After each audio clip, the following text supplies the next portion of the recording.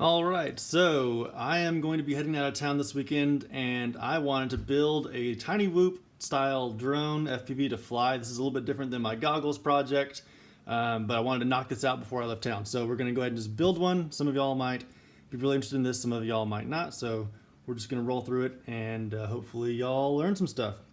So a quick overview of the parts that I have out here. This is a frame. This is a 65mm frame that I got from BETAFPV. It is a whoop style frame. Then these are some LiPo batteries. Now they do have the smaller JST. This is the 1.25 spacing. So this is going to be something we'll talk about later, but that's you can get different connectors for these batteries, but it's the gum style or gum stick style battery. 230 milliamp hour high voltage batteries. And then we've got the BETAFPV insane motors. So we'll be flying hopefully pretty quick with these guys. These are brushed, and you can see the motor wires have black and white designating that they rotate counterclockwise, and red and blue designating that they rotate clockwise. And it's really, you need to be very careful because the brushes are basically set at specific angles for different rotations. So if you plug in a black and white into a spot where a red and blue is supposed to be, it'll still work, but the motor will just burn out a lot faster. So something to be mindful of. The colors do mean something, and you need to pay attention to where you plug them in. And this is the BETAFPV flight control board. Now this is set up for FRSky, which is what the controller that I have. And this one does not, I know they have the newest, the latest, greatest has an OSD.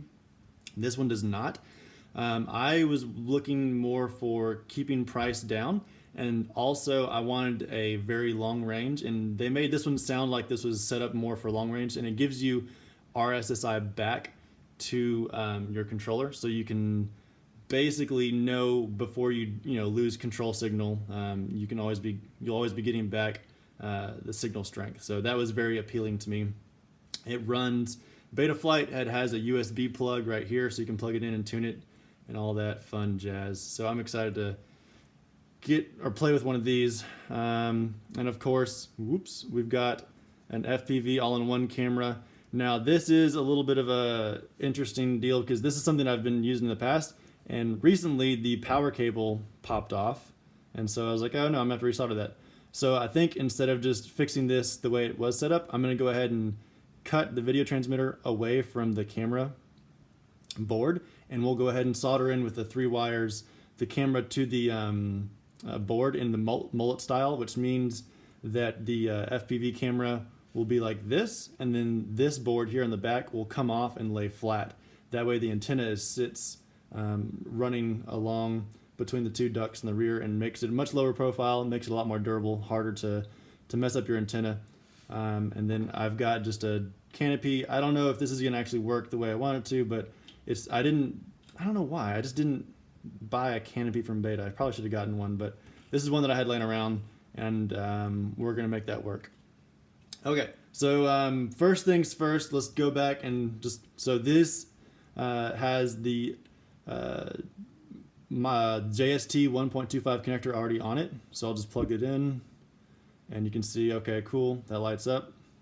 Now, the cool thing of that, they provide the mounting hardware. You can see that, which comes with the actual screws and some rubber grommets to keep the vibrations down. And then it also comes with, I believe Jesse Perkins calls this the tiny whoop power connector or something like that. It's basically the bigger brother to the JST 1.25, and it's a JST 2.0. So the spacing between the pins is 2 millimeters. So okay, now let's take a second, because this is like a rant that I have every time anyone talks about power connectors. This right here, that guy, is the same as this. It's a JST 1.25. It is rated for a max current of 1 amp. That is not much, especially when you start talking about high voltage batteries and these insane, really high RPM motors. I don't know exactly how much current they pull, but I guarantee you every single one of these motors pulls by itself more than 1 amp. So this connector is a bottleneck. And I think Jesse Perkins did a great thing by pushing to make this more of a standard, the JST 2.0. And the JST 2.0, the end looks like this. And as you can see, it is obviously a lot bigger. This one is max current rated at 2 amps. So hey, you're doubling your current throughput. And again, all this, yes, you can run probably 2 amps through this or 3 amps through this, but you get a lot of internal resistance. It heats up. It's just not a good idea. So the things that I'm saying are like the recommended ratings for plugs. So this one maxes out at a rating of 2 amps, which is great. Still, not quite enough for potentially what we're doing here. Y'all have probably seen these. These are also, I believe these are micro loci, or there's the JST something, some long number, but these are also rated at 2 amps. So you're not going to get much current through these without resistance. Everyone knows about these. These are JST plugs. These, I had a hard time finding like an actual, like something besides people's opinions, but people say between 5 amps and 8 amps. And I know you can pull more amps through these, but that's what I think is these are rated for. And then we've got micro Deans connectors. These are rated for about 10 amps. I don't really like these. The form factor is weird. The way they plug in is kind of funky, but these are an option if you want to pull more current. And then we go to my favorite for everything is a XT30. These are rated up to 30 amps. And these are awesome. They don't actually weigh much more than the JSTs, but they have a lot more current throughput. And then we've got XT60, which you all know and love because of mini quads, and then a Deans. Both of these are rated at 60 amps. Okay, so my entire rant is that don't use these connectors.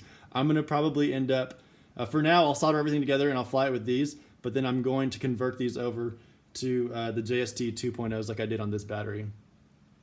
So that's just, I guess, a rant. I wanted to get that out because a lot of people are talking about power and batteries and props and motors and blah, blah, blah. Well, the bottleneck, honestly, is a connector from the battery. If you replace that and get that to where it flows more freely, then you'll see a really good performance increase. Okay, getting off my soapbox, and now let's build this stuff. So I'll move all this junk over. So the first thing that I think I'm going to do is let's mount the motors into the frame. I think that's what we'll do. I haven't actually built one like this before, so I might have to, go back and forth. So we're gonna need one red one. So how the convention goes is motor 1 is here, motor 2 is here, motor 3 is here, motor 4 is here. Opposite motors, so these 2 motors are gonna be red-blue, and these 2 motors are gonna be white-black. Now that is the convention with props spinning in towards the camera. Let's just focus on that. There's some other weird stuff that you can get into with props out and all that jazz, but for this stuff, the convention is props in on the front and rear, and you've got red blue on this corner, and then you've got come on, let go, white black, and then we've got another red blue, and then a white black right there. All right, so now we should just be able to push these motors. So we'll do it in the order of convention. So motor 1 will actually, let's make sure that this frame, because it has a clip, let's make sure this is forwards like I was saying. Let's say if I do this, you know what, I think this is the rear for the USB. Let's double check. Yeah, okay. So since there is a USB on the board, there's a special space in the rear of the frame. There's a little bit more space here than here. So the USB, if you put it in the correct way, will basically have a nice little spot and it won't be jammed back there. So, and there's a white arrow designating forwards on the board. We've got some questions coming in. Yes, I'm going to go through the details of soldering and all this stuff. If y'all just stick around for a little bit, then we'll get into that. But for right now, just kind of stick with me, and we'll eventually get to that. Okay, so yeah, the white arrow always designates the forward-facing or forward direction on the board. So then we know that orientation of the frame is right. We'll pull this back out, and then again, motor 1, 2, 3, and 4. So we'll put motor 1 in first. We'll snake the cable in like so. And what I like to do is just lightly, don't go crazy, but I like to lightly twist these cables. That way it just keeps the positive and negative wires together and prevents them from shooting out one wire by itself and getting stuck in something weird. So okay, now we're gonna also, the motor wires will be coming towards the center. So I'm gonna orient the board so that the two motor wires coming out of it can easily bend equal lengths towards the center. So I'm taking them like that, and I'm just gonna press it in. Oh, that's a tight fit. I guess it's supposed to be tight. Here, I'm gonna let's figure out a way to do this. Holy moly. So one thing also to notice, you don't want to ever push in on the shaft of the motor, because what it might do is it might blow out the back plate, because the shaft directly goes to the brushes on the back plate that are mounted to it, and if you push, it just translates the force right into the back plate and it can pop it out. So never ever just push on the motor like that. You want to push on the actual casing. That being said, this is really... Okay, there we go. Cool. It just took some extra grunt. So we got that one in. That's motor 1. We'll grab motor 2. We'll spin the wires outside. That might be a little bit easier. All right. We'll snake that one in. Again, having the motor wires facing the flight control board. Not pressing on the motor shaft. We'll work this guy in. And I'm putting my thumbs not out here, because then the arms on the ducts will bend. I'm putting my thumbs as close to the motor as possible. That way I don't bend the frame. I'm trying not to bend the frame. Goodness gracious. That is just tight.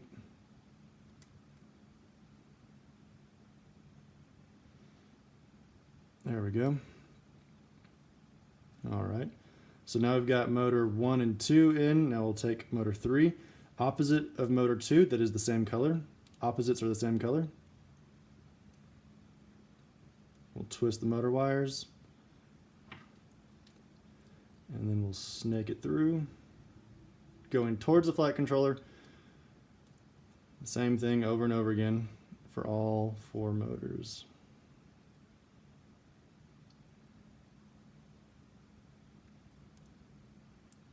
All right, and then motor number 4, the last one.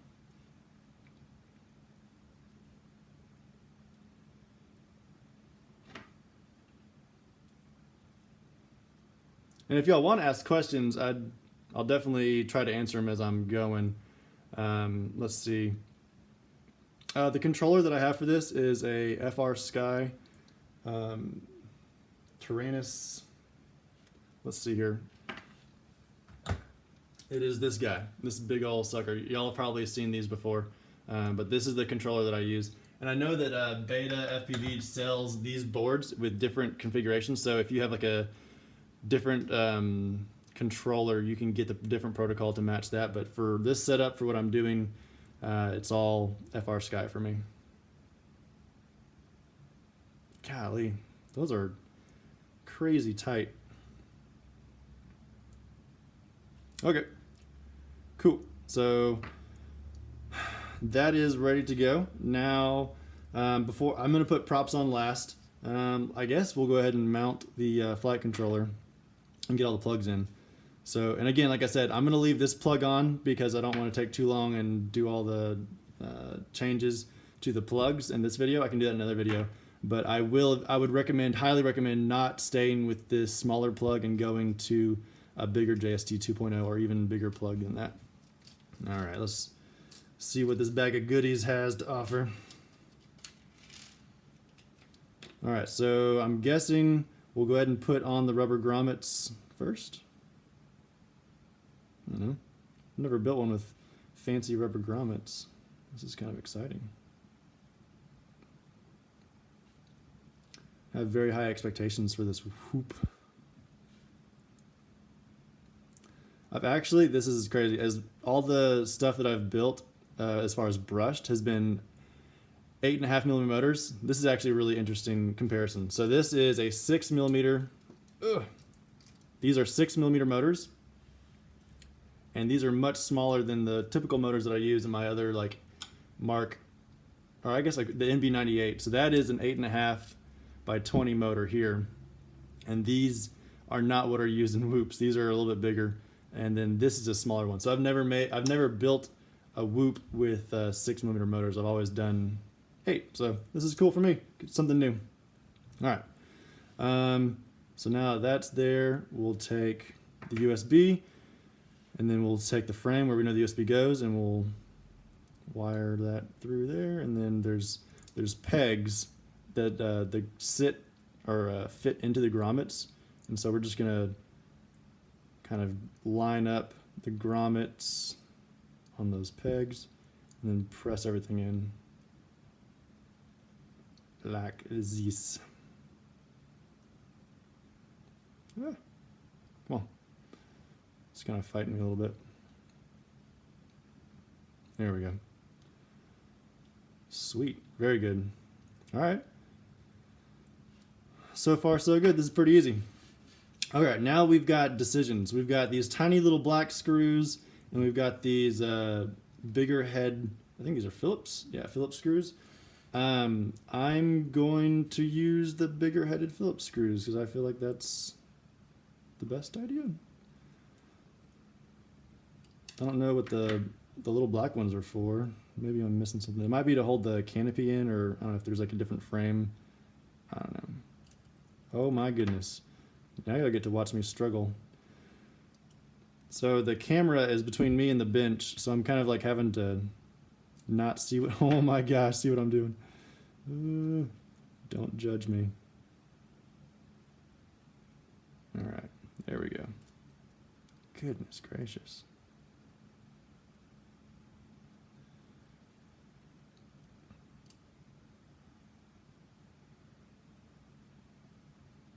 All right. What in the world? Yeah, don't jam the flight controller with the tip of a screwdriver. That's a good piece of advice. Okay, that is crazy hard to thread in. Are those not the right ones? I think I made a terrible error. Let's try the black one and see if that actually threads in better. Yeah, okay, so that's definitely something to take note of. Use the black screws, not these silver ones. Silver ones are too big and are very hard to screw in. I don't know, maybe I'm just being like a pansy about that, but I feel like the black ones thread in easier. So I'm going to do that and not risk stabbing the board with my screwdriver. I don't know why else they'd give you 2 different types of screws. I think these are maybe for the grommets, and then these are for the canopy to hold the canopy down. I don't know. All right, so I'm just going to put those, the front and rear most screws in, because the canopy does need to go in. I'm guessing I'm just going to put the screw through that, into that whenever everything's ready to go. Okay, so at this point, we're going to take the motor wires and we're going to run them kind of like this. We want to bend them back towards the duct and then plug it into the designated plug for the motor. And so we're just going to do one at a time.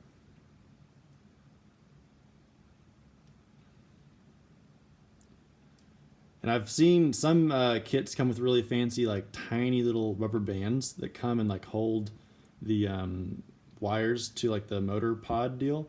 I think that's a pretty slick idea. I would definitely use them if I had them, but I don't. So, oh well. I'll just have to make sure that they're twisted and kind of bent the right direction. All right, so I guess I'll just real quickly, the corners go to just basically plug the motor into the closest wire connector. That's kind of the easiest way to do that. You don't have to worry about polarity because the plugs will only let you plug it in a certain way. So that's all taken care of for you. All right, so we'll get this one in.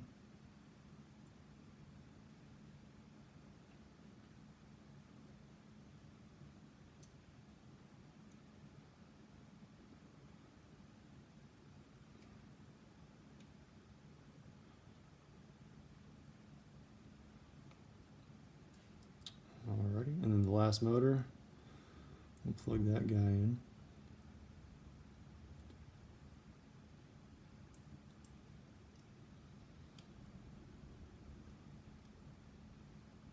Good deal. Alright, and like I said, I'm just going to kind of massage the wires a little bit to get them to lay where I want them to, which is like as much out of the way as possible. Alright, so that's looking pretty good. One thing also to mention, I was poking around a bunch on the internet before I bought this, looking at like long range stuff and blah blah blah. And one of the things that I had read was that this antenna, if you want the maximum range, keep it straight and point it straight up, which is kind of not, you know, it doesn't really fit into the whole whoop thing. I'm gonna have to like drill a hole or something. But if you like just bend it over and bend it flat against the board, then you're reducing the potential range by quite a bit. So I'm going to try and keep that antenna straight up as much as I can. All right. So I guess I can probably plug it in and bind it now. Let's give that a shot. Let's see how that goes.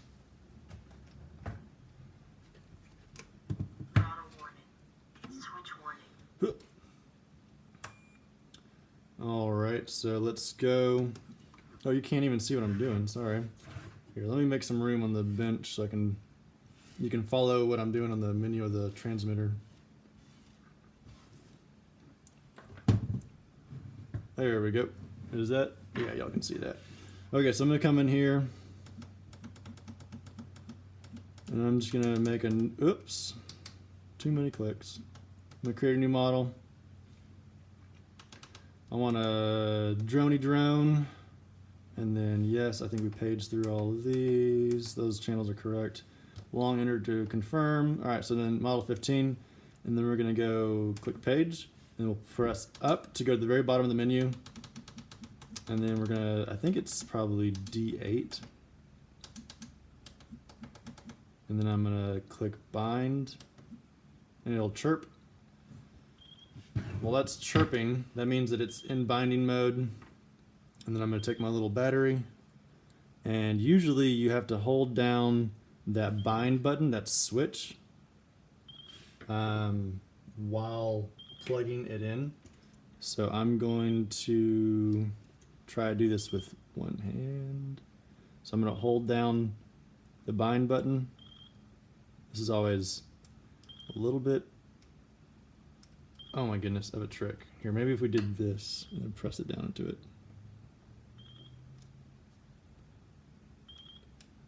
This is like...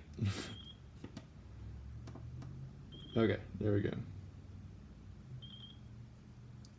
Oh my gosh. It's like a... This is a mess. Okay, hold on. There's gotta be a better way, right? Nope, that's too big. Oh my gosh. Why is this so difficult? Maybe if I got, here we go. Okay, now we're talking. We'll take one battery, we'll flip it upside down, we'll put it in there, and then we'll press that down. There we go. And then we'll take the other battery, and we'll plug it in.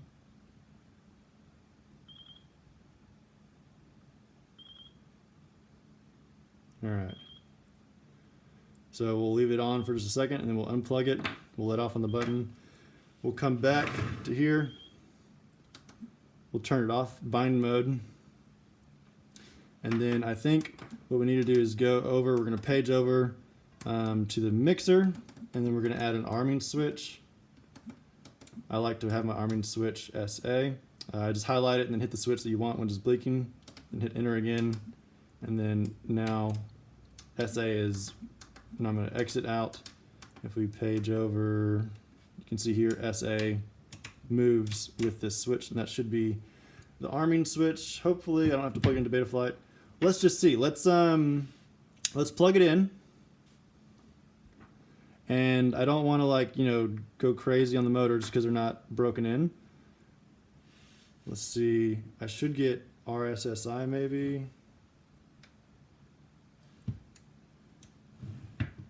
Or maybe it didn't even bind. Is that the case? Let's go back to menu, page. All right, let's put this back in bind mode.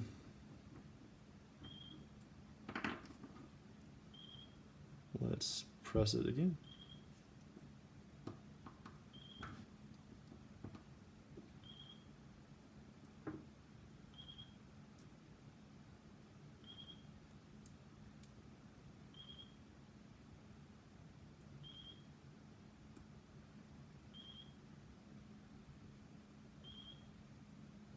All right.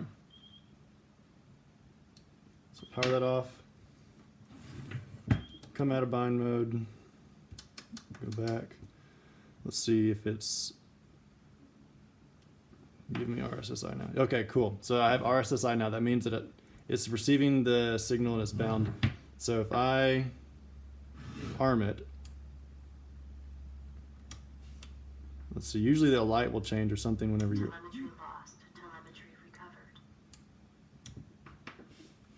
So I might have to plug it into Betaflight to figure out the arming switch and all that, but I know that it's bound, so that's that part of it done. So I'll turn this off, and I'll unplug this, and we can finish building it, and then I'll get it all set up in Betaflight with the arming switch and stuff last. Okay, so for the most part, this little guy is pretty much done as far as the build. Props. Okay, so with the arrow facing forward, like I was saying, props go in. So the edge of the blade. So this one is going to be rotating that way to generate lift. So I'll put it at this corner. That one rotates in. So that leading edge goes that way. And this leading edge is going to be going in this way to generate lift. And that one goes that way. So that's just kind of, I guess, a quick way to just look at the leading edge of the blade and think about how it's going to be pushing air down and the way it's going to have to spin to do that. That's just the way that works for me. And then, again, because you're pushing on the shaft, just kind of work these on really carefully. Don't just like jam them on because you might pop. I'm just really, I guess with the 8.5mm motors, the ones that I showed you earlier, those are finicky with the back plates. These might be better. I don't know. I'm just applying lessons I learned on the 8.5mm motors to these, and just be very careful when you're putting the props on. Don't just jam them on because you can end up ruining a motor like that. That's always super frustrating.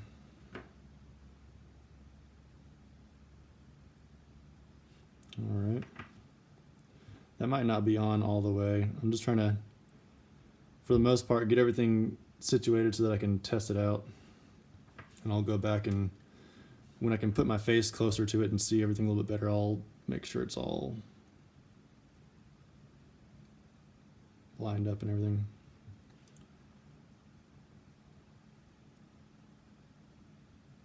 All right, once we get these motors on, or excuse me, once we get these props on, a quick double check, sanity check. So this prop is going to spin in. That prop's on there good, the correct orientation. That prop has the leading edge coming in towards the camera, the nose. That's good. This prop has the leading edge going towards the tail, and so does this one. So that should generate lift. We should be able to fly with that, no problem. Okay. So now this is pretty much ready to go. Man, that antenna is kind of goofy. I don't really like that. Okay. So we'll push that over there, and then we're going to start focusing on this camera. I told y'all, I know y'all are asking about like soldering stuff in and all that stuff. I guess let's real quick. I think, so I know that the all-in-one cameras, you can solder them, the power leads, you can solder directly into the 1S batteries. So you can basically come in and solder it on top of the battery leads there. And I believe there's also, here you can see a positive negative. Those two little pads right there.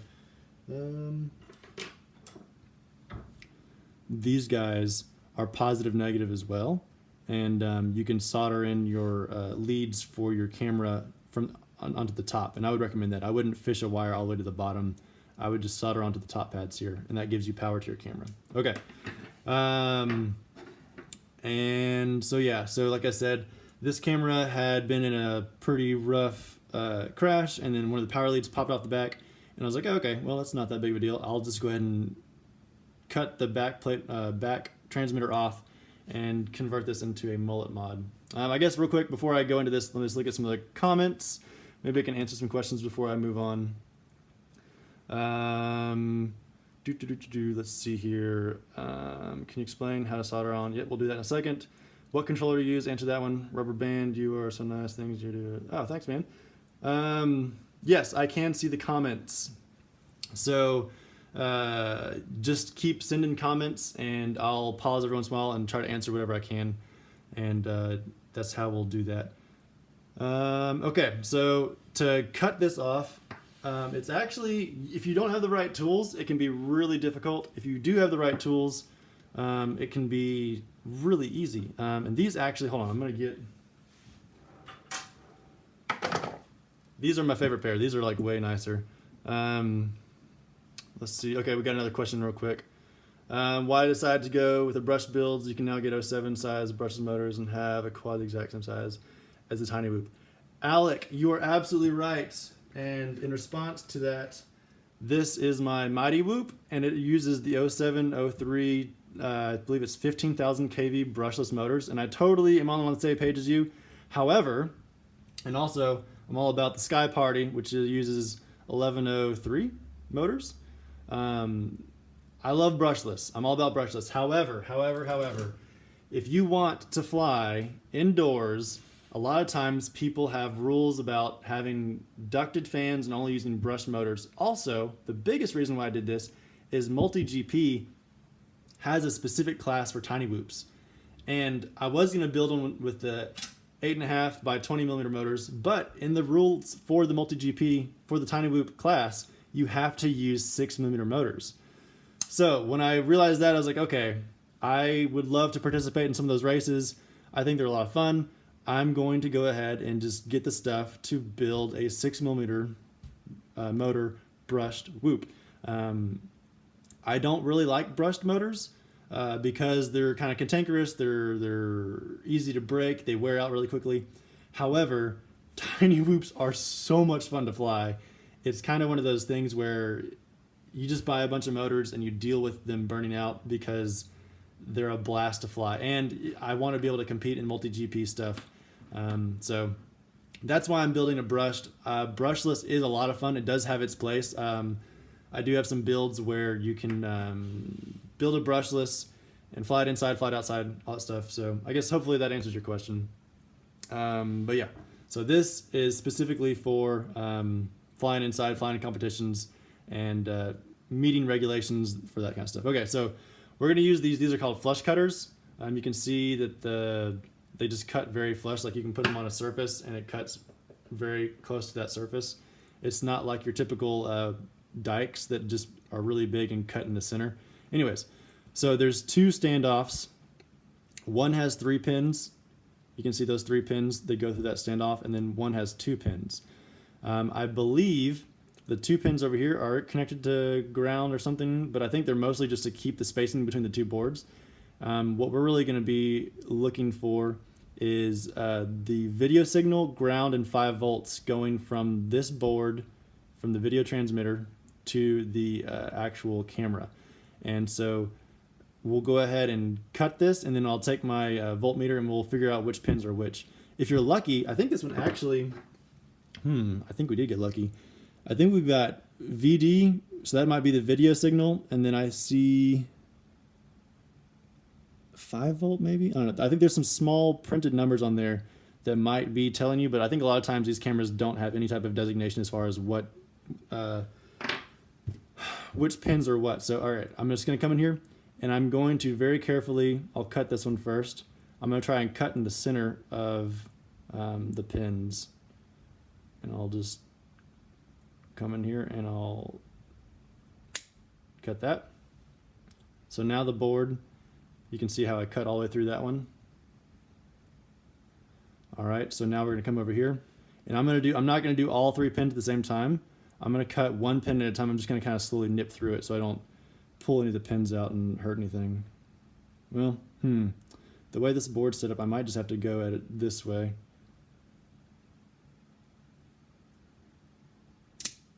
There we go.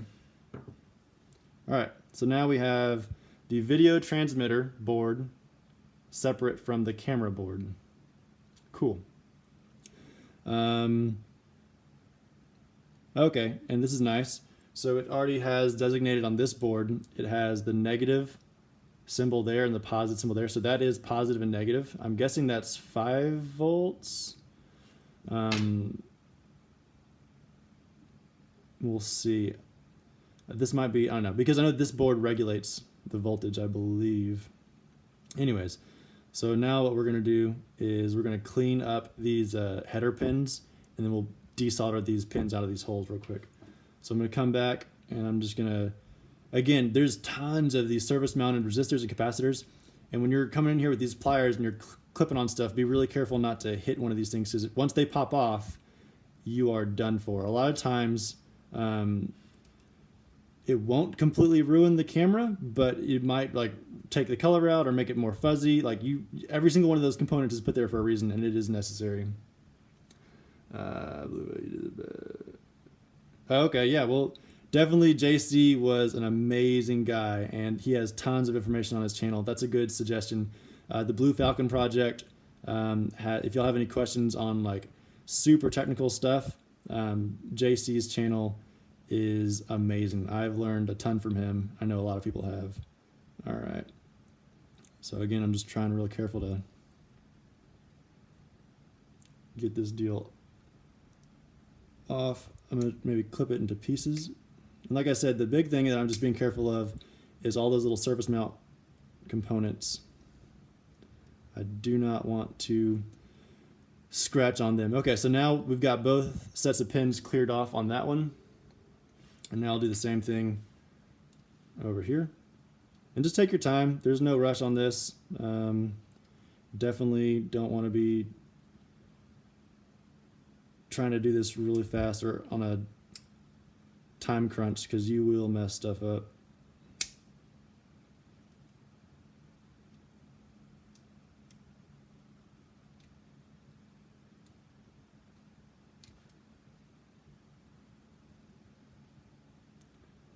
Alrighty, so we got that one cleaned up, and now we're gonna, so this one's a little bit more difficult because there's surface mount stuff all around it, so I'm gonna come in here at this angle and clip in between the pins.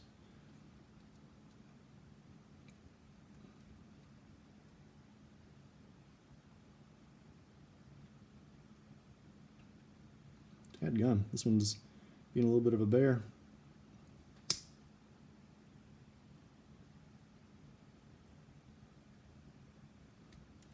All right.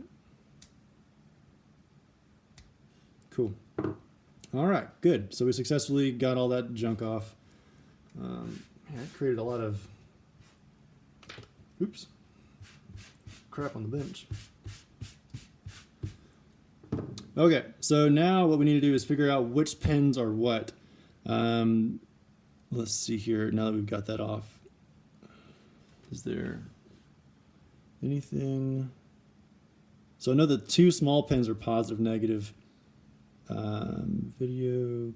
Okay, I think on this one we got lucky. So on this board, there's a V at the top pin. Oop, there you go. Maybe you can see that better. So I'm going to assume that's the video. And then G is right here in the middle pin. And then there's a 5V at the bottom. Now, I'm not going to trust that, but I'm going to get my my voltmeter, put it in the mode where I can tell if there's continuity between 2 things, and I'm going to touch ground on this side and the middle pin, and we'll see if it beeps. If it does, then I know that that designation is more than likely correct. All right. So mine has a mode where it beeps. It has a little like sound looking symbol. And if let's change ends. I don't need those on there. I need these. If I come here, and let's do, where did I put that? There it is. Okay. This will hold stuff down so y'all can see it. All right, so if I touch a circuit and the circuit has continuity, which means that like they're the part of the same circuit, it beeps. So if I touch ground on one side of the board and I touch a pin that's supposed to be ground somewhere else on the board, it should beep. Hopefully that makes sense. So on this one, ground was over here on this pin, and that's it has a symbol for ground. I'll just hold it. I think that's gonna be the easiest thing. And then this middle pin is also ground. Oh, that's weird. Any pin I touch, it... What? That's not right. What is going on? That's weird. I'm trying to be all smart about this, and it's confusing.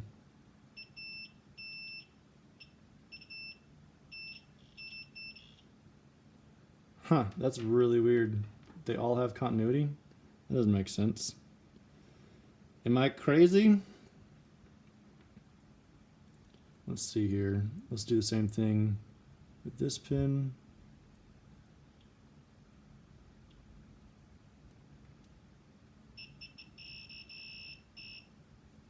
What in the world?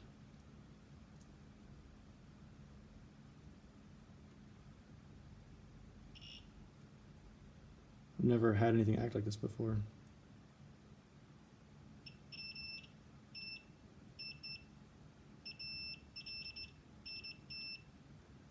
That is very strange. Huh. I've done this before and that worked really well. I don't know what to say. Let's just assume that the video 5 volt and ground labeled on that one board is correct, and we'll just roll with that. So next I need to clean off where this black gunk was put to keep the cables from ripping off. And then we'll solder on new cables for power here, and then we'll solder 3 more cables to from this board to this board. Pretty simple. I say that, and then I run into an issue where the tool I'm trying to use to figure out which pins are what does not work. So maybe it's not as simple as what I said. I think I've heard people say that if you get rubbing alcohol, it helps pull this stuff off. It's almost like a silicone. It's pretty gunky. Let's try to just scrape it off so we can see what we're dealing with underneath.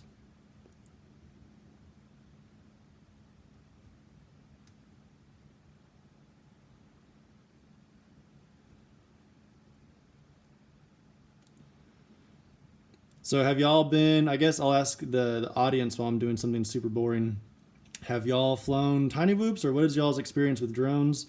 Are y'all totally new and you're just kind of watching to see if y'all want to build something? Also, okay, I guess saying that makes me think, if you want to build one, you can buy one completely pre-built, or you can buy this kit and you can buy a camera that's already set up. You don't have to do all of this fiddling with the camera. This is something that I'm just doing to reuse something I had. But making one, like the process of putting this together was relatively easy, and you can definitely do that if you've never built one before. But you can also just buy pre-built kits. So if you want to get into flying FPV, or this is something that's really interesting to you, I totally, like 100% recommend that you get something that's like this, like a tiny whoop that's pre-built, and just fly it and learn how to fly, and then get into FPV. It's so much fun. I highly recommend, if anyone is interested, to definitely get into the hobby, because there's an awesome community, and it honestly is just so much fun. It's unlike anything else I've ever done. But yeah, let's see, were there any comments? Do y'all have any, I guess, what's y'all's experience with tiny whoops or drones or FPV? Are y'all just all kind of watching to see what it's like.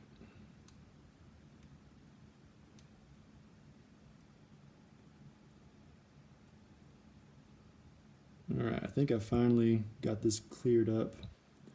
So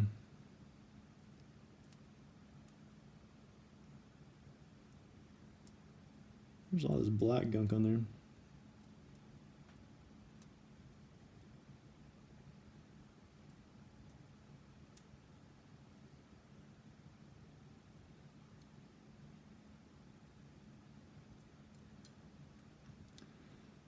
Okay, so the ground wire is the one towards the bottom, and then the positive one is the one just right above that. So we'll have to remember that. For a soldering iron, I use a Heiko most of the time. But you'll probably seen it. It's the blue and yellow one. A lot of people have it. Recently, GearBest just sent me this, I think it's a TS100. Oh my goodness. This thing is my new favorite soldering iron. I thought it would just be like something to replace like my field butane soldering iron, but like right now it's off. I can touch it, it's not hot. If I press it, you can see it just starts going up in temperature. This thing is absolutely awesome. This actually can replace my Heiko. It can go up to temperature. It can handle all the stuff that I do with my Heiko, no problem. This is definitely my new go-to soldering iron. It's amazing. See, it's already up to temperature and I can solder with it now. Boop. No problem. All right, so let's go ahead and I'm gonna reach across. Actually, let's just do this for now so I don't have to keep reaching across. We're just gonna set my Heiko cleaning pad right off screen. All right, so now I'm gonna come in here and I'm going to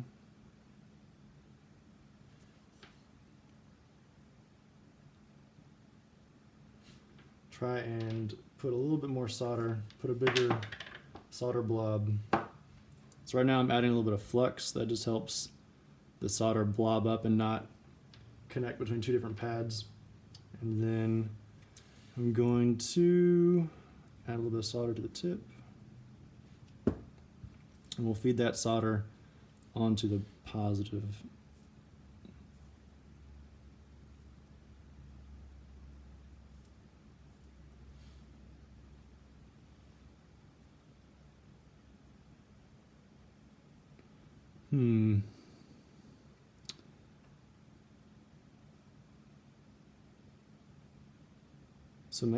So this is actually kind of a dilemma.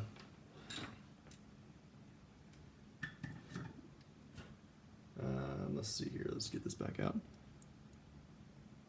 I don't think I cleaned off the black gunk enough. It's keeping the solder tip from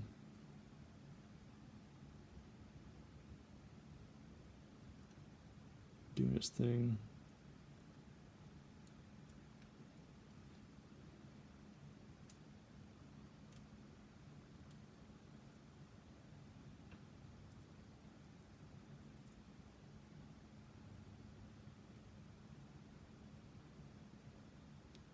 This is super weird. It almost looks like the ground and the positive are touching.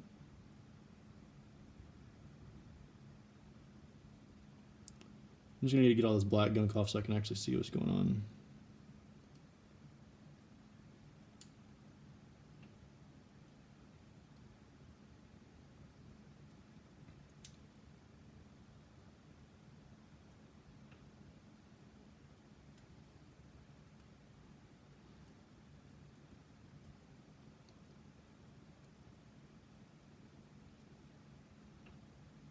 So yeah, I'll just keep reminding y'all, put stuff in the comments. Okay, someone was saying that they can recommend the small pepper. It's a good little tiny whoop. Let's see, someone else flies 65mm brushless whoop. Brush tiny whoop with carbon fiber frame, QX95, which broke frames. Oh, sweet, you print one of my frames. Nice, man. Oh, and a 6-inch racer. Dang, how do you like the 6-inch life? Is that all that it's wrapped up to be?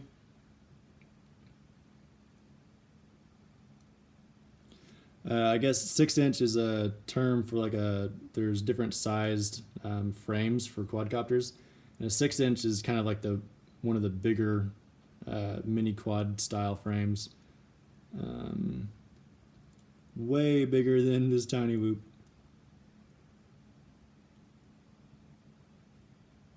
I'm super confused as to what is happening with this cable. Sorry this is taking so long. I thought this would be super simple just to pull the cable off. All right, we're just gonna rip that off.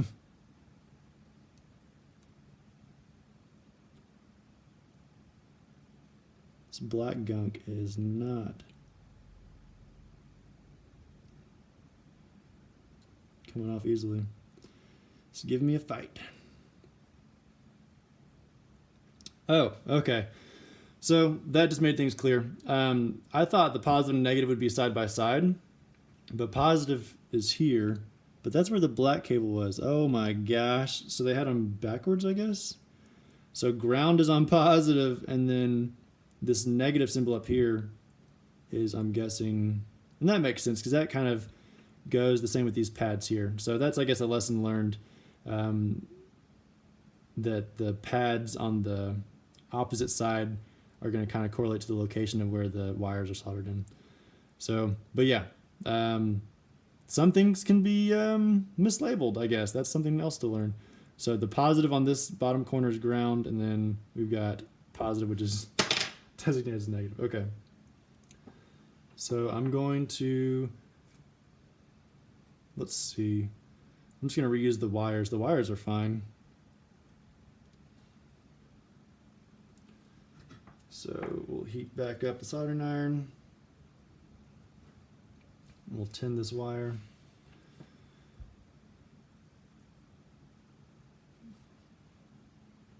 And now that should be relatively easy, now that we've got all that business figured out.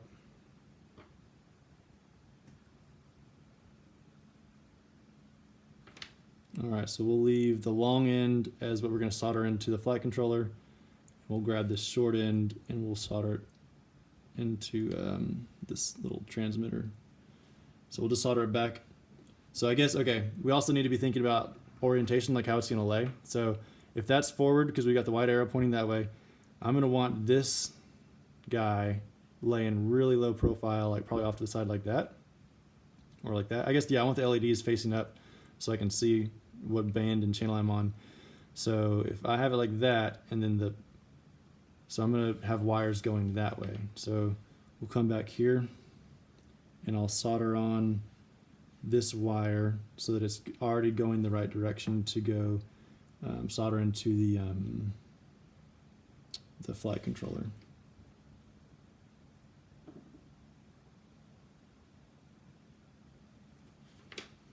Let's put a little bit of flux on that.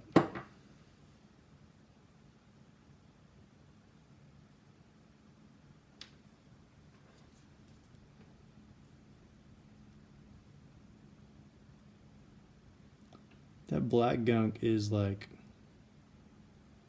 super frustrating.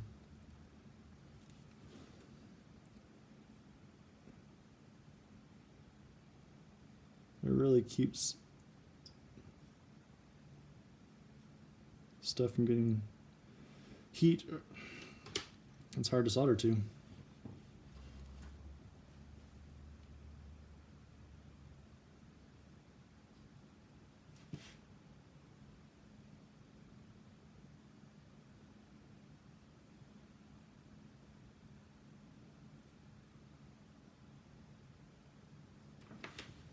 Oh my gosh.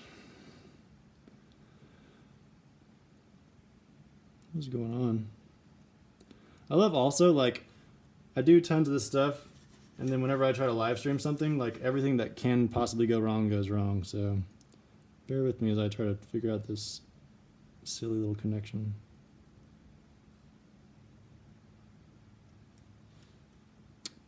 I think it's because there's already a wire. That's what it is. Okay. Because the wire was in there and it broke off, there's already a little stub of wire that's kind of acting up and making it hard to get solder onto that pad. We'll get it though. All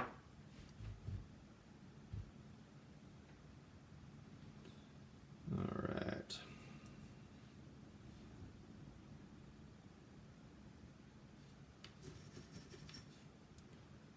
So I'm just basically adding more solder to the connection that goes to ground so that it's going to be easy to, there we go. Yeah, now we've got a nice solder blob, and that's going to be easy to solder to.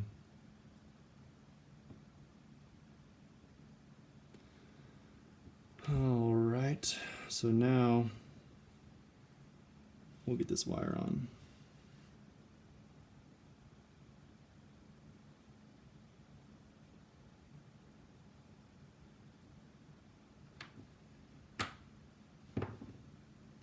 Cool. A nice clean solder blob. It's ready to rock and roll. As far as these pins, let's go ahead and I guess we can de-pin it. So I'm going to scrape more of this off. And then we're going to call in some help from my octopus friend to hold the board while I heat it and then pull on the pins. So I'm just going to grab the coax cable and then I'm going to spin this around and I'm going to heat the pin up on this side and I'm going to take some pliers. I'm going to pull the pin out like a, whoa my gosh, pull it out like a loose tooth. Let's just say that, yeah.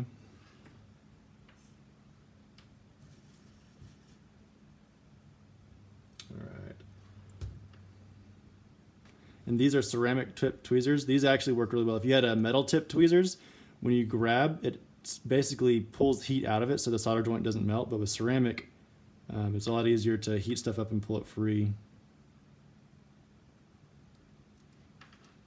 than if it was metal tweezers. Come on now.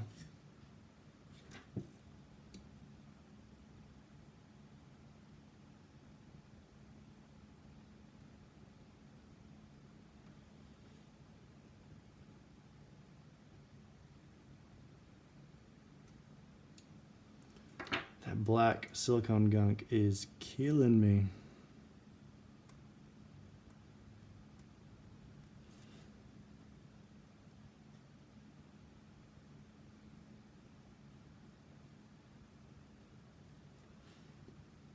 I don't want to heat up the board too much, but I might have to just... I can also, I guess I could just flush cut them up to the board. Ideally, I could just de-pin it though. Let's fiddle with this for a couple more seconds.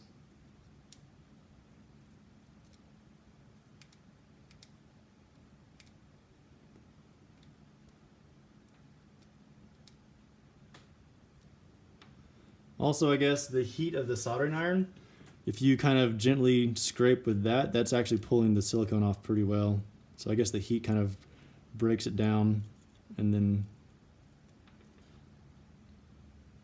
All right, so let's give that a shot again.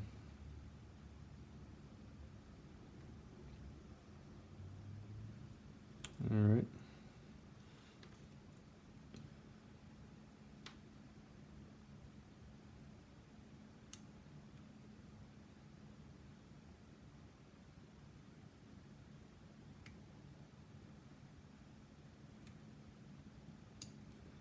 I was really not wanting to go anywhere. All right, let's try one more thing. I'm gonna apply heat to the other side of the pin and then pull it out from the same side that I'm heating on. Let's try that.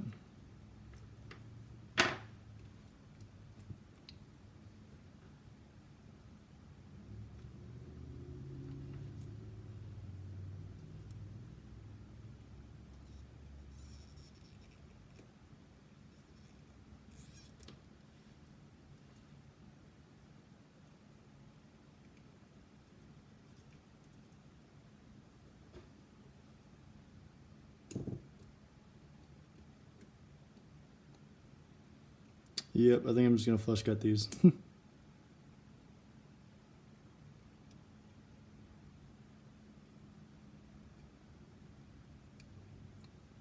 goodness. And it might also be the solder, and I've run into this before. I use a somewhat of a low temperature solder, and sometimes whenever you get one of these small pieces of electronics from China, they use a higher temperature solder, and it makes soldering onto existing connections very difficult. That might not be the case, but that's going to be my excuse for right now. I'm just going to kind of clean up the connections to remove any extra of the pin sticking out so it doesn't accidentally short on something, and then I can put some hot glue on it here in a second. Okay. That's probably what I should have done in the first place. I was trying to be all clean and tidy about it. So that blob up there is my positive terminal. So we'll go ahead and solder on our positive red wire to that. Let's just pull that back. There we go. And we'll tin this red wire and then solder on and move on with life. My goodness. We've been spending way too much time on this silly little mullet conversion.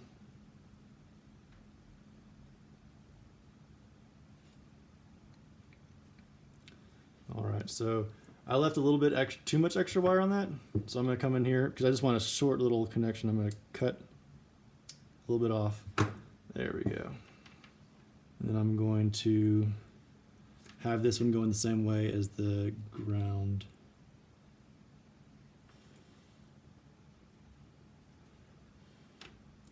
I can still see like the wires from when the wire was in there and it broke out. I want to try to clean that up.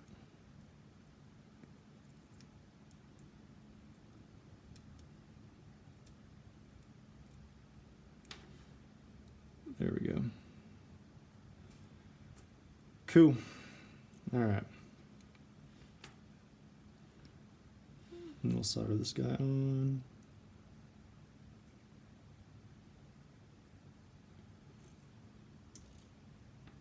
All right.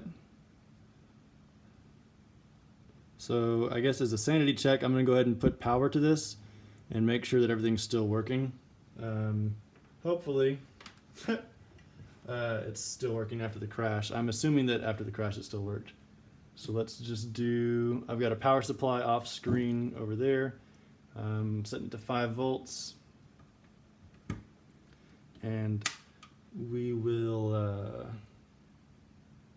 power it up real quick just to see, to make sure it's all working.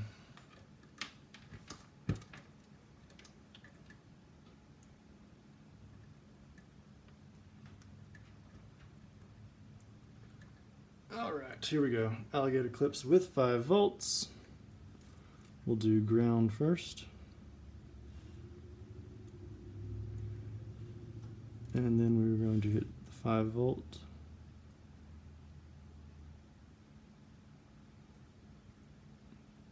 Well, that didn't turn on. Which might make sense because earlier when it was... What the heck? Oh no!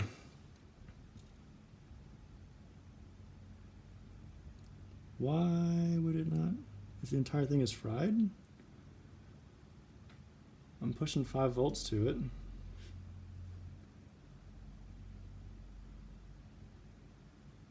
Well, that's a bummer. Maybe these aren't plugged in all the way. Let's just double check.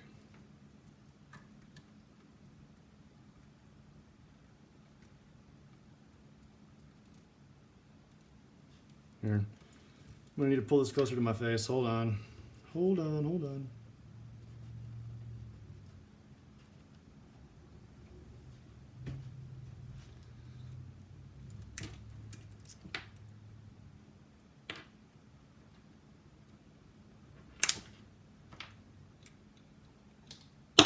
Okay, we're just gonna not fiddle with alligator clips. We're just gonna go straight to it like this.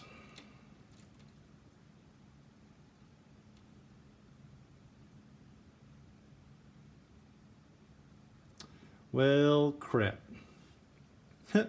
that's the fun of a live stream. So this video transmitter is dead, I guess.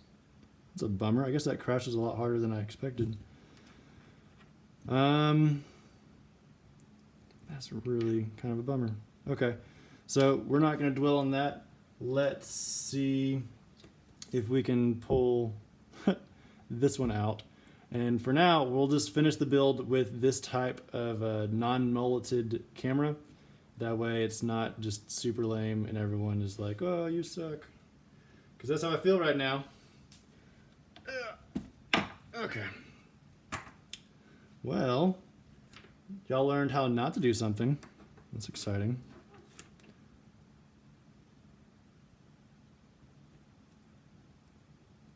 So I'm going to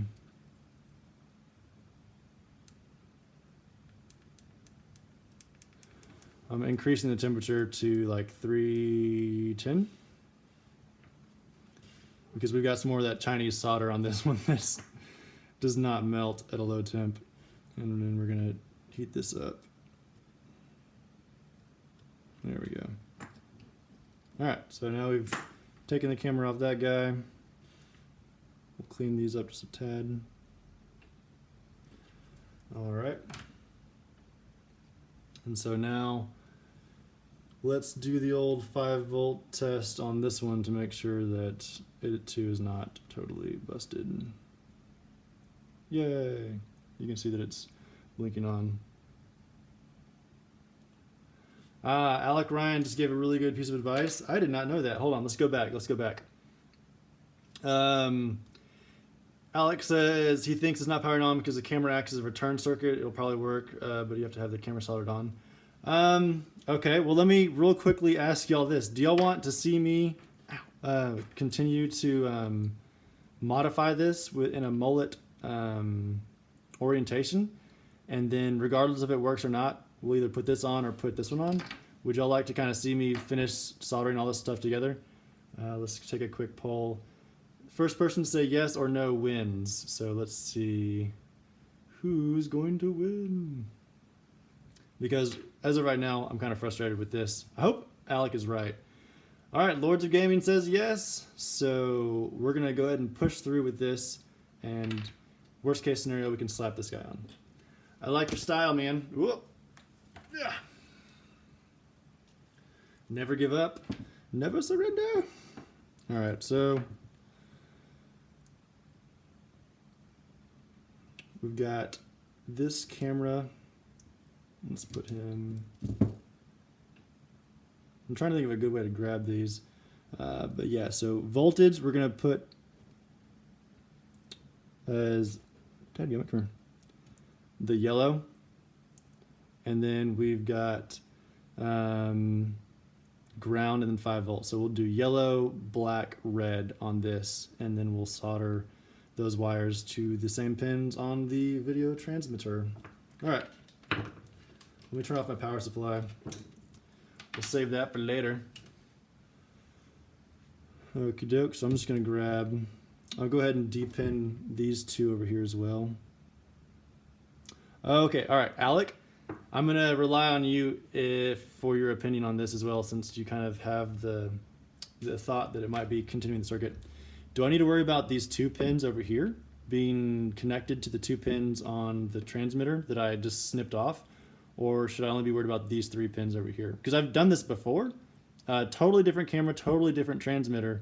It's actually, I had it out. Yeah, here, this one. And I just needed the 3 cables, and this worked totally fine. But this is a different camera and transmitter. So while you think about that, noodle on it, I'm going to go ahead and just, because I know these 3 have to be soldered, so I'm going to focus on those. I'm going to kind of clean these pins up just a tad, because I'm going to actually leave the pins in and I'm going to solder back onto them. I think that's going to be the easiest way to do this. But I just want to make sure that they're not, touching each other and all that stuff. Cool. All right, so we'll do video as the top one. So we're going to grab our yellow. Actually, let's go ahead and tin this guy first. Put some flux on to make everything flow and be happy. And then we'll just go ahead and tin all 3 of these pins that are sticking out.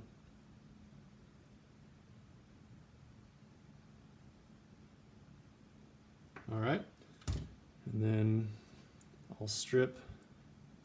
Can y'all even see? Okay, yeah, that's, you know, kind of in view.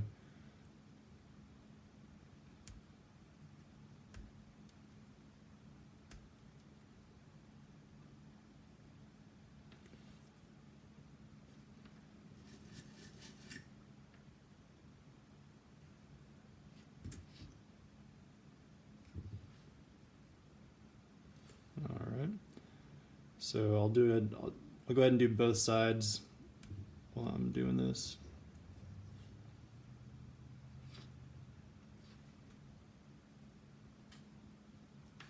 Cool. I'm gonna shorten this long one because I just want a little bit of this wire sticking out when I solder onto that pin. All right, and I'm gonna try to directly solder going lining up the actual wires to the pin itself. Let's see how this goes.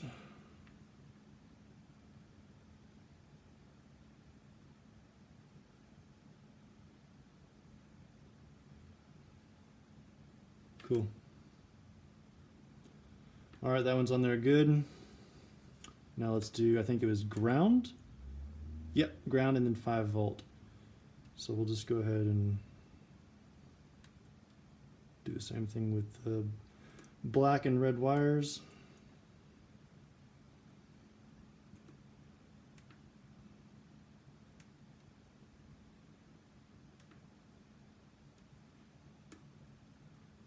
Alrighty. So I've got the red one in my hand, I'll go ahead and tin that one, I'll set it down, I'll grab the black one.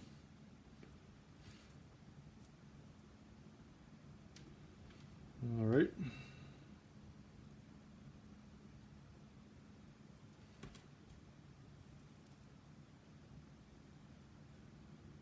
Cool. And again, I'm going to shorten the black one to make it just long enough to line up with the pin.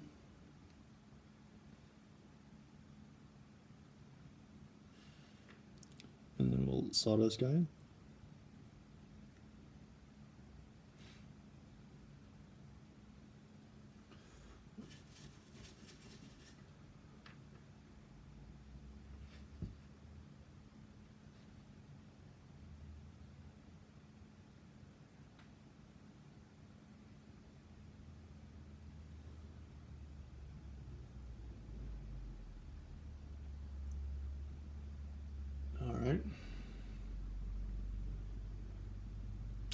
I got the helping hands off of GearBest.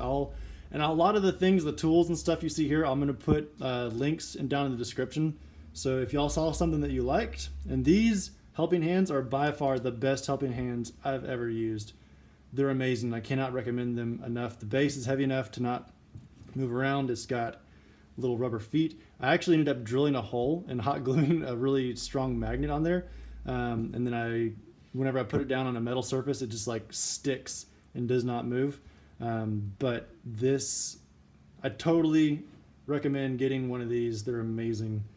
It has been something that I use a ton, and the quality of it was really good. And they're not that expensive for what you're getting.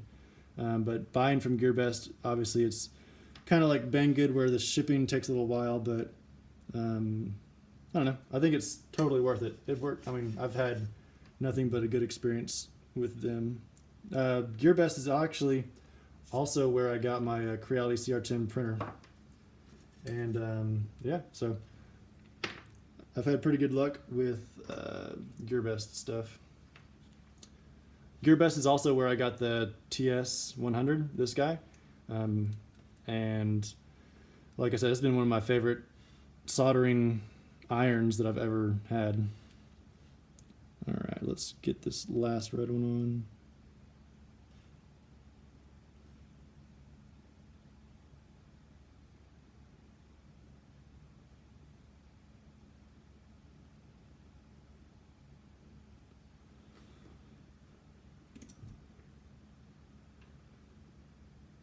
Yeah, that red one was a pretty crappy solder job. We're gonna redo that.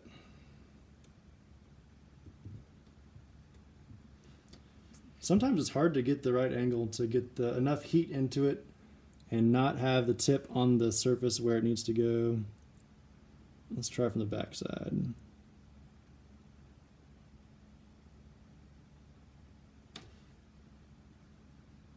This wire will behave itself. There we go. That's a lot better.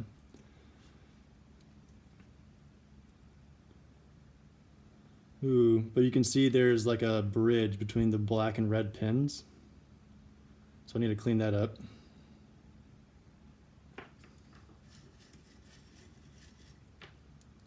That's another thing that I want to just kind of encourage y'all to do is if you're ever doing something like this, before you plug in power, double, triple check that all the solder joints are isolated. They're not bridged with a little finger of solder. Well, there goes that one. That's fine. I cleaned it up, so now I'll throw the video signal wire back on, and we can solder the other ends to the transmitter.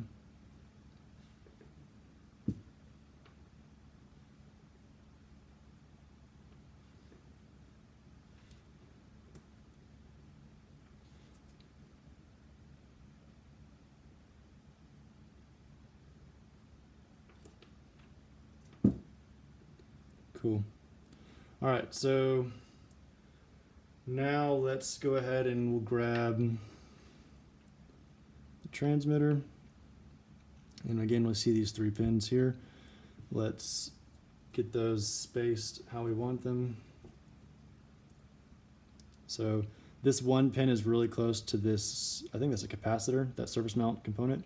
So I'm gonna bend it a little bit farther away so that I don't actually bridge that or come into contact with it. Let's see here. I'm just gonna go ahead and bend them all kind of away from it.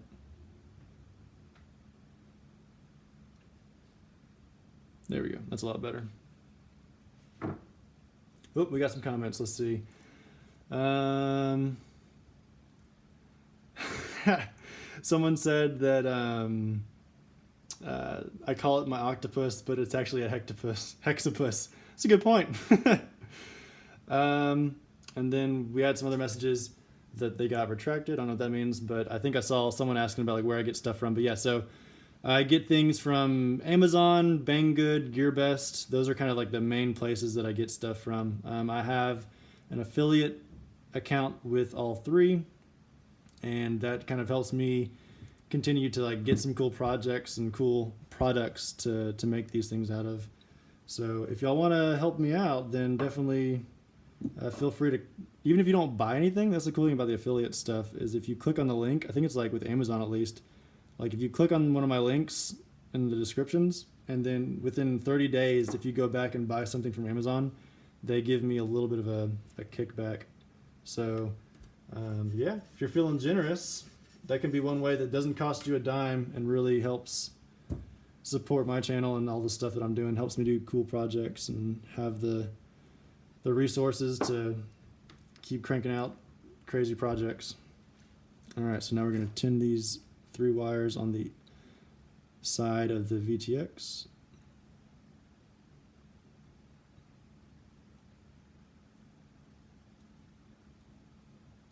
All right, and then we'll take the same wires. Let's see here. Now let's make sure we don't get orientation flipped on accident. Pins are like that. Yep. So we'll do ground, or excuse me, we'll do video, the yellow one first. I'm going to go ahead and clip the links on these ends now too. They're a little bit long.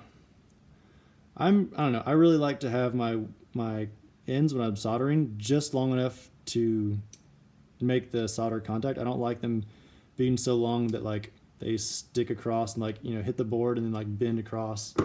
I like the solder to be very clean and perfect length and all that stuff.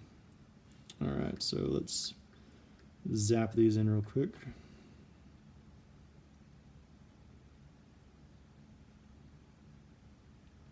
actually, because of the way I'm doing it, we'll do the power first, and I'll work my way from left to right. That way I can always reach the pins with the soldering iron in my right hand.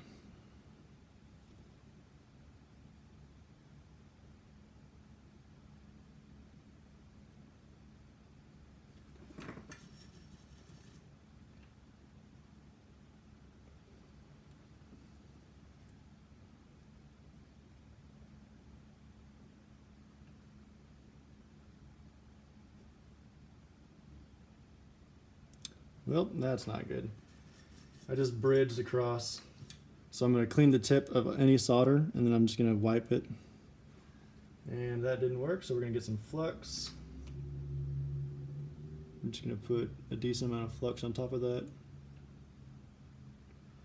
And then we will clean the tip one more time, and then that should wipe away. So that's enough. I'm going to give it a quick blow, and then hopefully push the solder with my breath away. I'm going to blow it away from the chip. I don't want to blow solder back onto the circuit. So here we go. We'll do this. We'll heat it up. There we go. Perfect. And now we've got all 3 pins cleaned and separated again. But yeah, definitely don't blow solder back into the direction of the board. That is a bad day.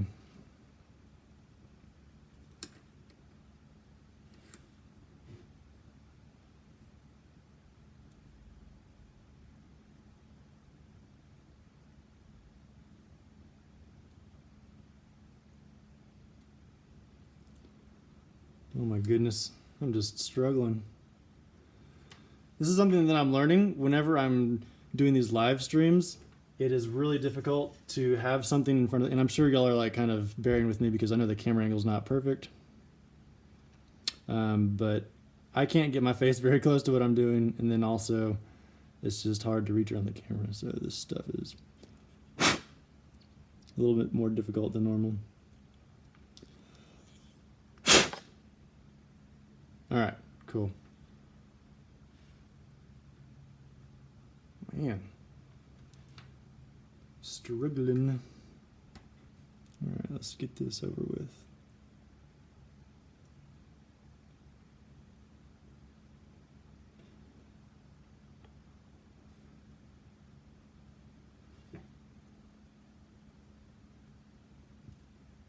All right, now we'll grab 5 volts. Or excuse me, the ground.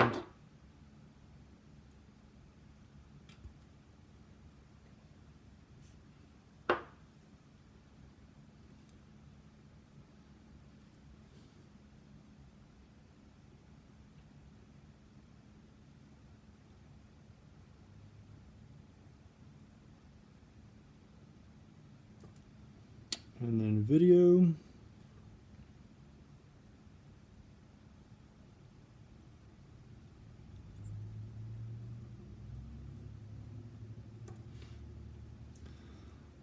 Let's take a close look at all these pins.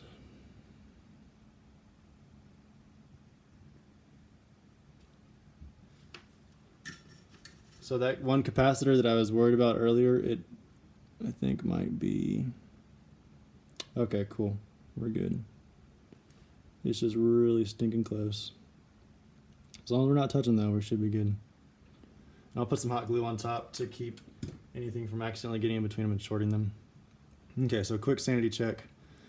Basically, the camera was mounted like this. We cut it apart and then just soldered on some jumper wires that allowed me to bend this around like that. Let's make sure that we're not shorting or jumping across anything visually. And then, oh shoot, okay, I see, you might not be able to see it on the video feed, but right down there at the base, between the video pin and the ground pin, there's definitely a little bit of solder that is jumping across. So we're gonna have to clean that up.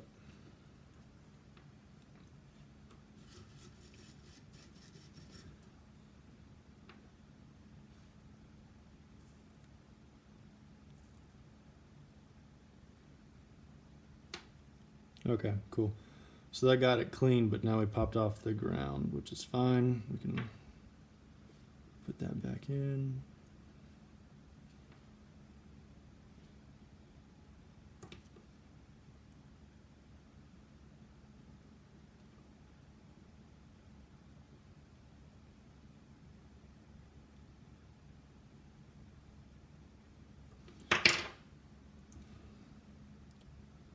All right. That looks pretty good. Cool. Okay, so now I guess I'm gonna do a continuity test and we'll see. It was acting funky earlier. Let's put my Hexapus back.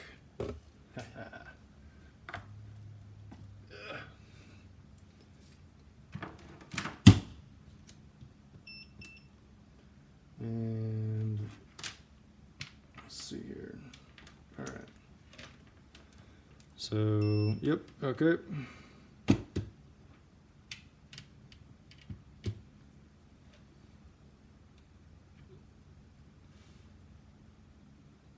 So we have no continuity between the two. That's the way it should be. We'll go ground to ground over here.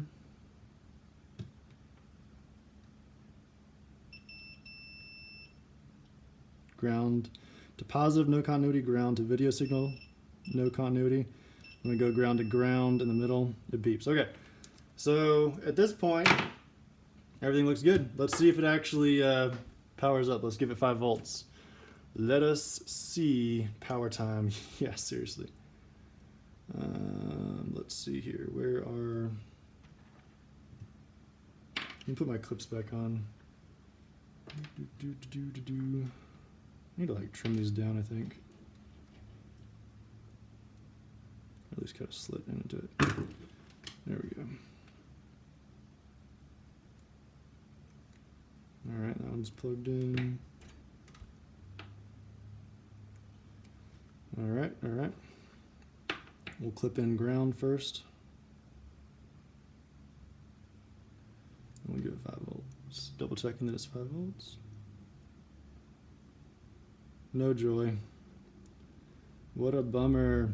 So the only other thing that I can think of, if this is still good, that I didn't do properly, is if these 2 pins on this corner, remember I said there was like the header pin that had 2 pins that were just there to support the boards from each other.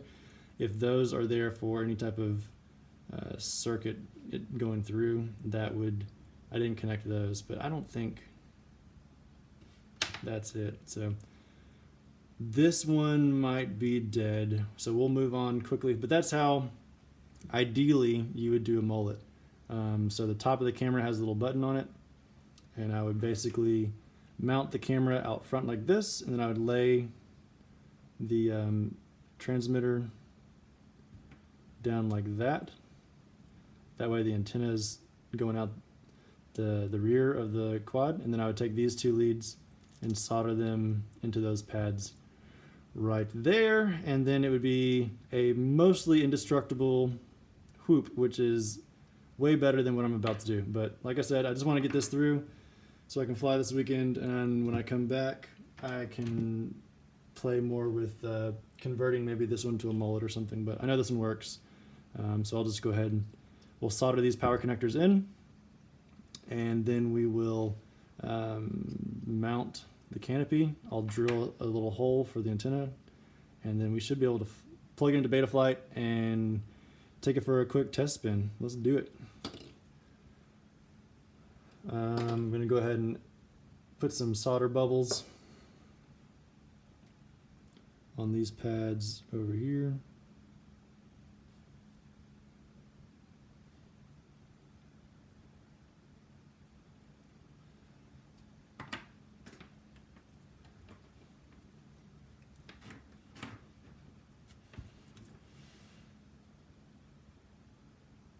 Yeah.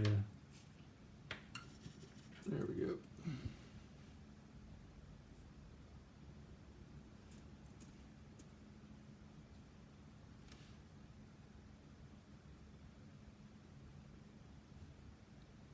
I might actually just go for the bigger pads. since I can't really see what I'm doing very well. All right, so we've got 2 blobs. Also, the soldering tip, if you ever come close or contact the whoop frame, that plastic will just like melt away. So be really careful whenever you're soldering onto a board that's already mounted into a frame. You can quickly melt away the shrouds. Cool. All right, now I've got blobs on the big and small pads. So then we'll take this, and then obviously red goes to positive, black goes to negative. I don't need to tell you all that.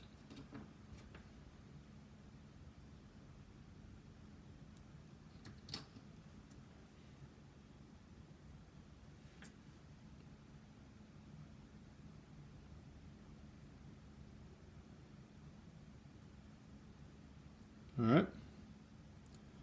So we've got ground ready to go.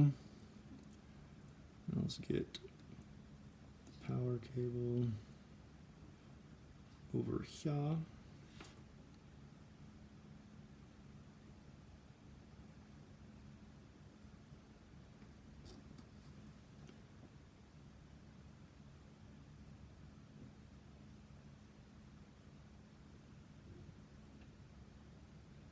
Cool. Again, let's take a close look at that, make sure there's no bridging. Everything looks good. All right. And so now, I think I'm done soldering, so I'll just go ahead and I can unplug that and that'll cool off. And let's see. Okay, so I need to poke a hole for the antenna. I wonder, can I just mount this and then go around it? Would that be a good solution? It's probably not a great solution.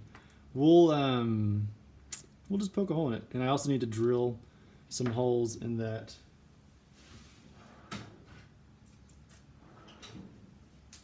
case so I can put the screws through it. Let's see here. Yes, the as far as someone asked about the soldering iron I use, this is the TS100, and it is amazing. I highly recommend it to anyone that is in the market. That it's really nice soldering iron, very solid. I normally use, oh man, this is gonna be a mess. I normally use a Heiko, which is a fairly, what I would call a higher end. It's not like the best of the best, but it's definitely a quality iron. And I would compare this one as far as what it can do to the Heiko. It can do an amazing job, and I recommend it. All right, so I'm gonna poke holes, I'm gonna drill holes on the side here.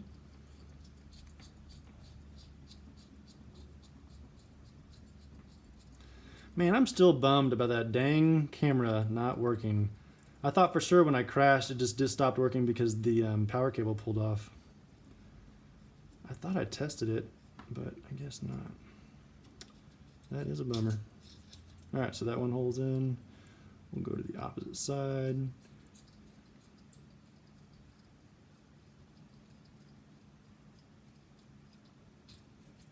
All right, and now we need a hole for the antenna.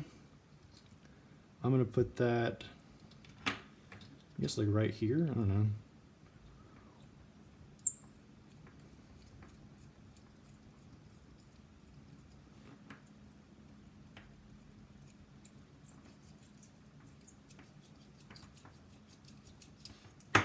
Cool. All right, so now we'll slip that antenna in, zoop, zoop, zoop. And then we'll line everything up. And then we'll put the, there's still a little bit of junk in there. Then we'll put the other black screws. I guess this might be for a different frame. Like maybe, I think that's what it is. That's what I'm used to. Okay, here we go. Sorry, flashback. These frames, these are the Eachine EO10s, use these pan heads, and so they have bigger holes. So I was an idiot. The Beta FPV stuff, you don't use the silver screws. you use the black screws. That's what the silver ones are for. I'm pretty certain now.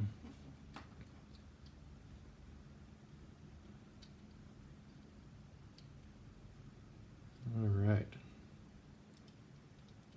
Oops. Let's get this.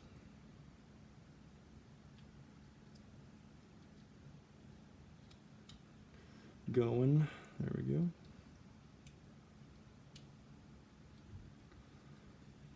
So this is definitely, again, I'm pieced this together because I love building stuff. I didn't want to just buy a ready-made one. Oh shoot, that's like not even close. The hole that I drilled. I'll drill another hole in. You can buy a pre-built, like a pre-assembled quad that you don't have to go through all this.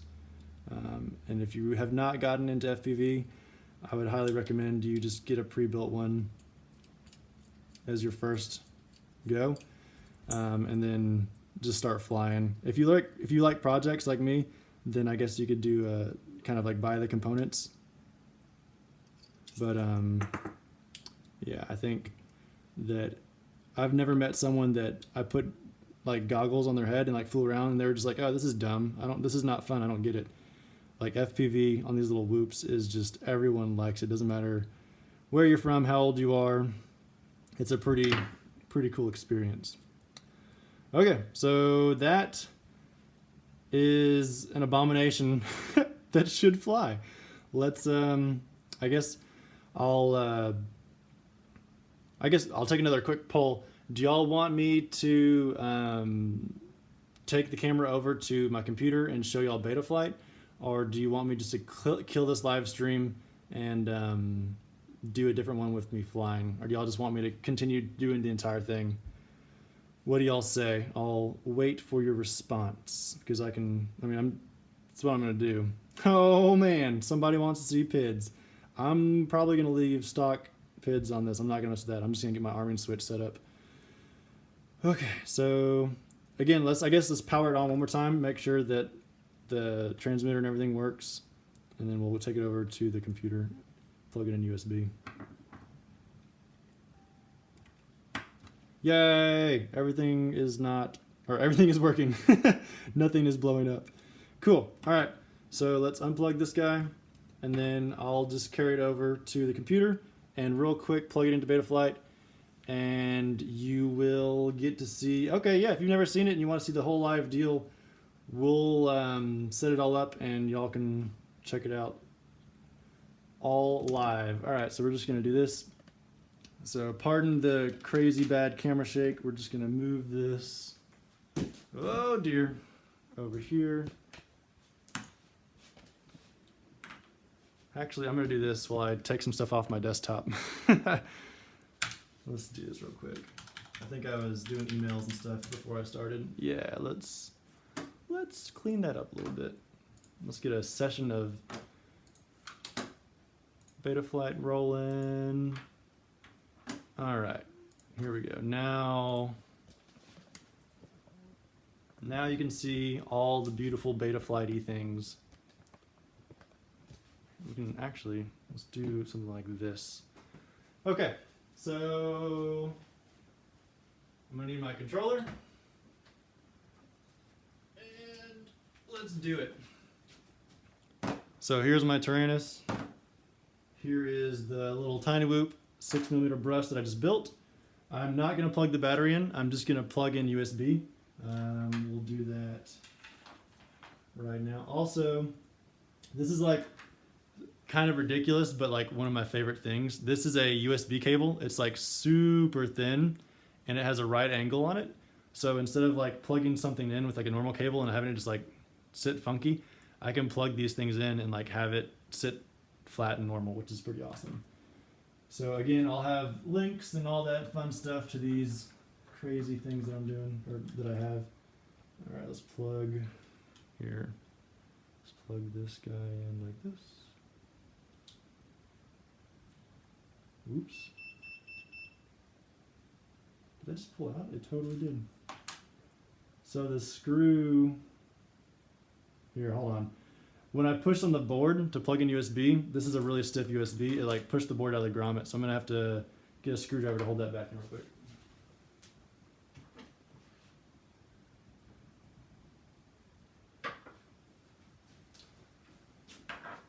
Well, that's kind of frustrating. Let's see.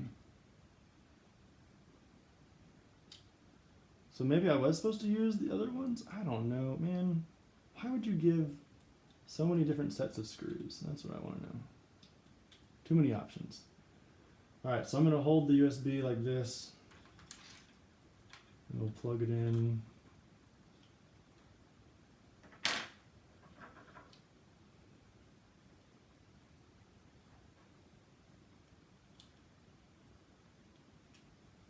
Man, this is the most entertaining thing you've ever seen. Oh my gosh.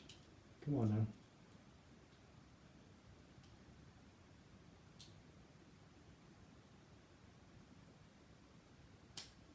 Cool. Okay, so now I've got the USB plugged in. The board is being powered off of that. I'm going to set it down flat on the table. Again, you'll be able to see everything that I do in Betaflight. So let's go ahead and connect. Failed to open serial port. But that's exciting news. So I have the newest configurator on my computer. Hopefully, it's saying USB device not recognized. All right, let's go ahead. Man, I was just doing a bunch of driver stuff for the Arduinos. Maybe I messed something up. Oh man. All right, let's see here.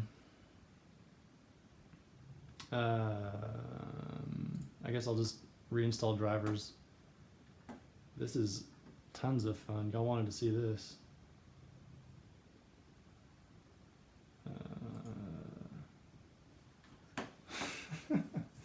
Those dang Arduino projects give me so much trouble. It is ridiculous. Yeah, it is a gaming rig, but I don't really game. I do a lot of like point cloud stuff for my mapping job with drones. So I built a pretty powerful rig, and I ended up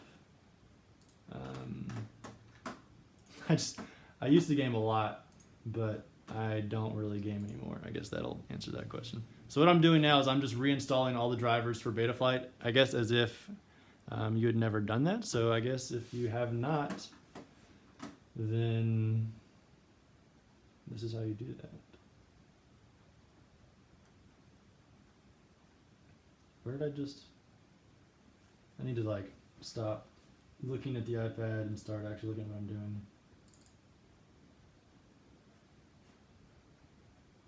We're just gonna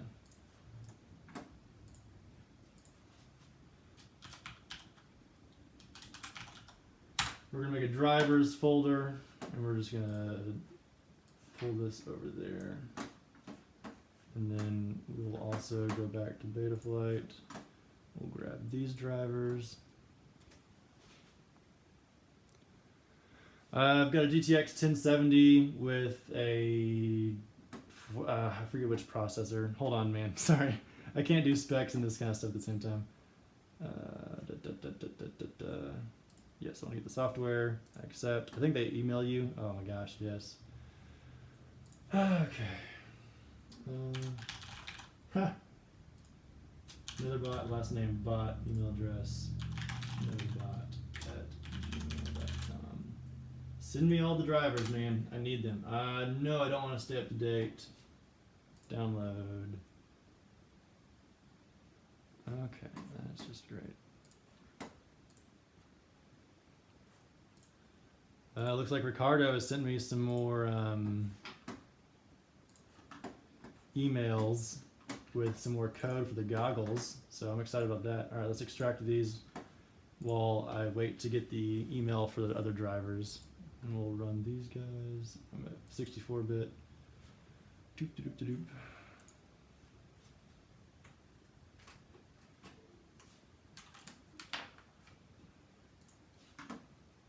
I accept. Y'all are getting a lot more information than what I was thinking you were going to get. I was just hoping to throw this together and fly it. But now we're covering some Betaflight basics. Fantastic. All right, so we have that driver installed. Let's go back. All right, we got the email. Yes, yes, yes. To validate, click on this. It's not clicking. I will copy paste.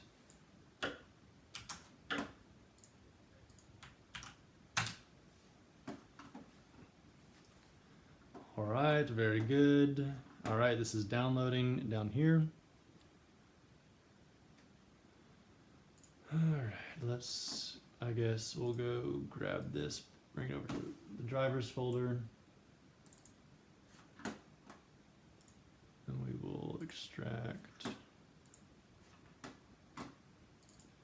And then we will run. Boom, boom, boom. I honestly thought this video was going to take like 30 minutes. Ha. Joke's on me.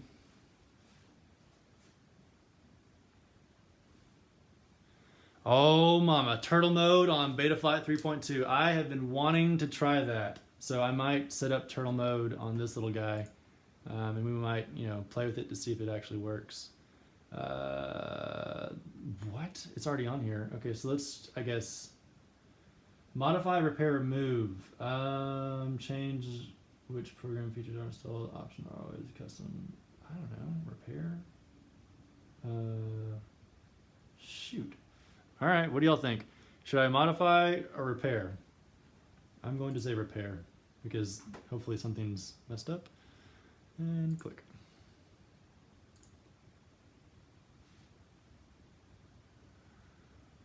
All right, so now we've got those two drivers hopefully installed. And we'll pull back up Betaflight. We need to get Zadig. I already have Zadig on here. Oops, excuse me. We'll pull in Zadig. And so then we'll plug this back in.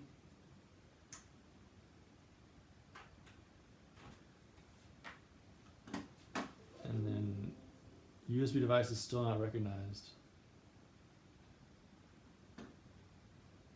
Options, list all devices. Where is it?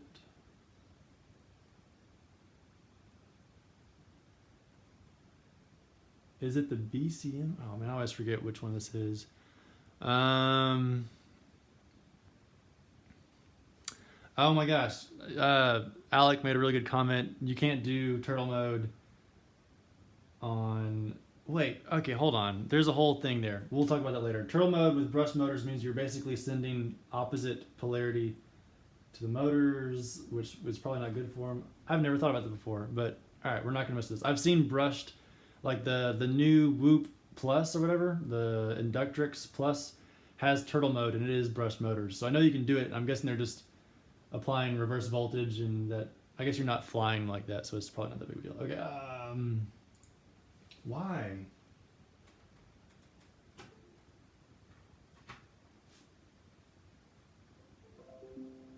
Device not recognized. What is this business? Hold on, we're gonna try something. Let's try. All right, this is a flight controller. It's like, I know it was for a brushed quad, it works. Let's plug this in. Is there something like wrong with everything? Let's see. This is...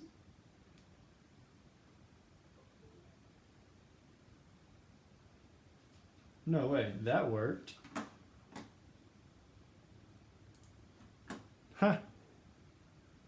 So yeah, this is the board that I had the Y6 set up for. That was a crazy project. Y'all definitely want to see that. Hold on one second. I still have the frame for that guy. And blammo, this is a brushed Y6. Crazy deal. Way too heavy, did not fly well at all, but was a very interesting experience. Okay, that was that. That's fun. So what does that tell me? That tells me that my USB is working But for some reason, what?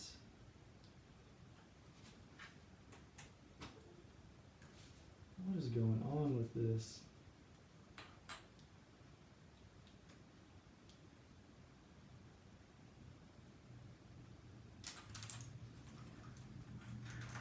Alright, we're gonna try a different cable.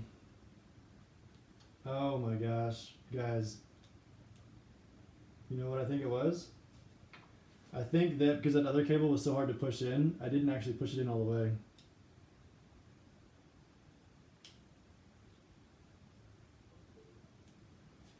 Holy moly. Okay, so I guess something to note. If you don't push the USB cable, like first, if you push it just a little bit, it'll power on. But if you don't push it all the way in, it doesn't get the data pins connected. And I think that's what was happening. So now, nope. What in the world?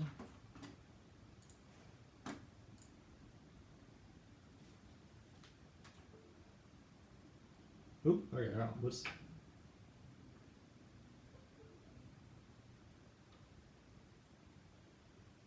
Unknown device. Is this the one that's... Device descriptor request failed?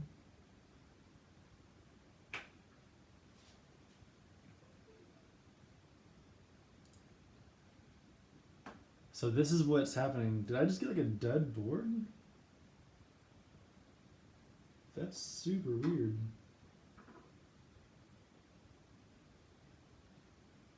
I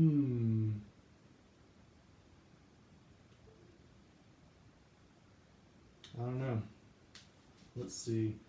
All right, I guess, so let's do this. I'm gonna go ahead and kill the live stream because this is like technical junk that is just specific to my computer being messed up or whatever from the drivers for the other Arduino project. And then I'll start another live stream back whenever I can plug it into Betaflight, and we'll go from basically just picking back up and from there and then going through the first flight. So let's do that. Give me a few minutes to figure all this junk out so y'all aren't just, you know, I guess bored out of your minds, and then I'll kick up another live stream here in a little bit. I'll see you guys in a little bit. All right. Thanks for joining me. Bye.